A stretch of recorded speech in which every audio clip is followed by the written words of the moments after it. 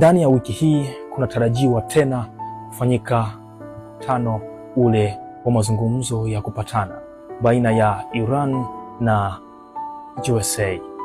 Timu za mazungumzo zinatarajiwa kwenda tena nchini Pakistan ili kufanya suluhu tena. Licha ya kuibuka migogoro na sintofahamu za hapa na pale, huku USA akiwa ameenda kuzuia Strait of Hormuz ili wasipitishe mtu, ili asipite mtu pale, lakini pia kunasemekana kwamba yanaenda kutokea tena mazungumzo kule Pakistani baada ya jitihada za mwanzo kugonga mwamba. Nini kitarajiwe katika mazungumzo haya?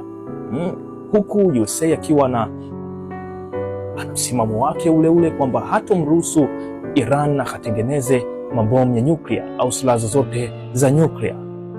Lakini huku Iran naye akileta ugumu na kutokubali kupangiwa masharti hayo.